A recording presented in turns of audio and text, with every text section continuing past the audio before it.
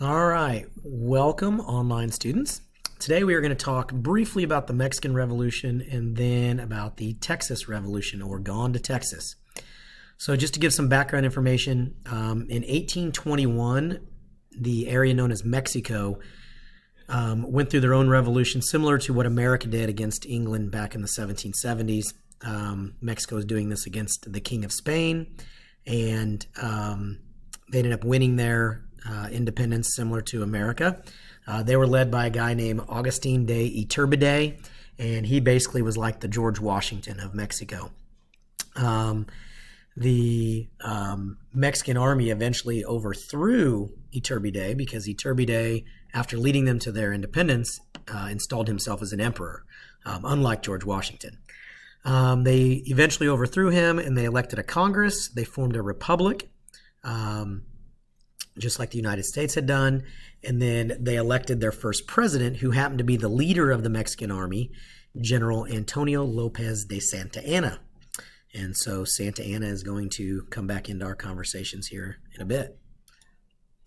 So Gone to Texas. Texas was actually its own area within Mexico, and it was actually known as Tejas. It was the area kind of north of the Rio Grande River. And so President Santa Anna wanted to populate that area. And so what he did is he hired these, basically, think of them like recruiters. You know how recruiters go out and try to get athletes to come play at their university? These impresarios were basically recruiters who came over to America, and they recruited Americans to come over and live in Tejas, or Texas. And they would offer them basically free land to come over and do that. From 1821 to 1827, a guy named Stephen F. Austin, you've probably heard of Austin, Texas. For you sports fans, there's actually a university called Stephen F. Austin. They're pretty good at basketball. And Stephen Austin brought over the first 300 families to settle on the Gulf Coast area of Texas. And so they're known as the Old 300. I think there was actually, I read this one time, I think there was 297 families, but they just rounded up. And they're referred to as the Old 300. So very, very wealthy families through the next several generations, because when they came over, they were basically gifted a lot of land. And as you know, the more land you own, the more you can sell off later on and make lots of money. People within the Old 300 were either given free land or land as cheap as 12 cents an acre. And so because of Stephen Austin's efforts to populate the area of Tejas or Texas with Americans, he is known as the father of Texas. And this is pronounced Stephen, not Stephen. Okay, Stephen F. Austin. All right, so if you were an American coming over to live in Texas, you had to follow several basic rules. Number one, they wanted you to become a Mexican citizen. Okay. 2, they wanted you to learn how to speak Spanish. That was their national language.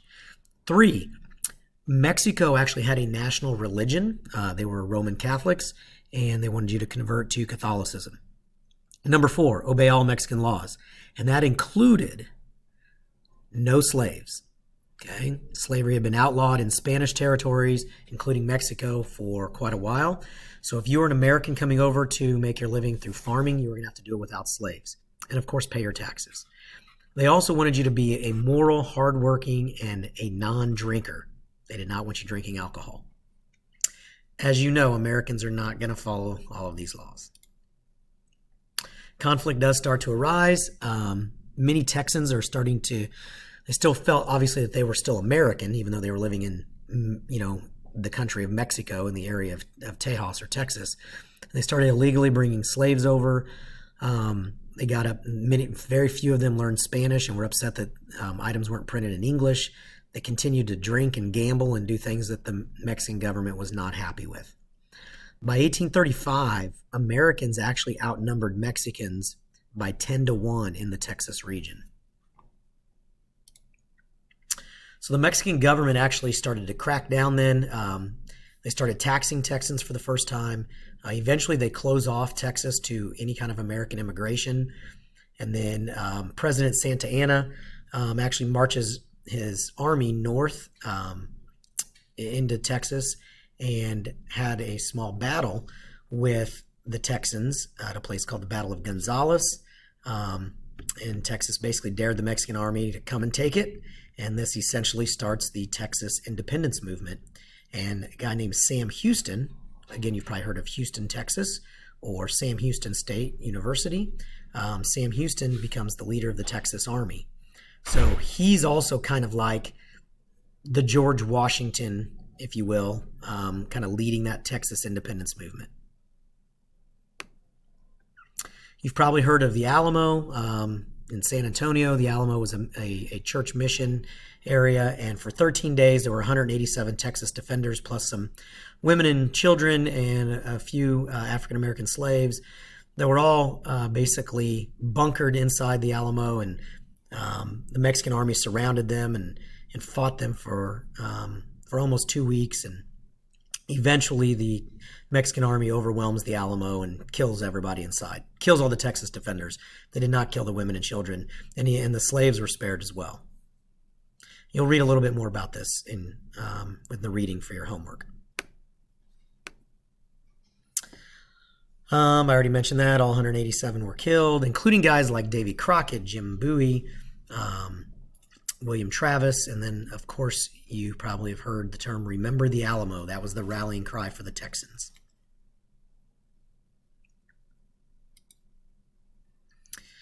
The Mexican army then massacred 445 Texas soldiers at a place called Goliad. So the massacre at Goliad followed the Alamo. The massacre at Goliad was twice as many deaths as the Alamo, but you don't hear much about the Goliad massacre. The Alamo happened first, and so a lot of times we remember those things that happened first. Santa Anna had charged all those Texans with the crime of treason and basically sentenced them to death by firing squad. April 21st, General Sam Houston's army launches a surprise morning attack, similar to something that George Washington would have done against the Hessians. The battle was won by the Texans in 18 minutes. There were 2 American or Texan deaths. There were 600 Mexican casualties at that battle in 18 minutes. So from there, Santa Anna was also captured, and basically they spared his life in return for recognition of Texas independence. Santa Anna, of course, agreed to the Texas independence, but then became a big fat liar, liar, pants on fire.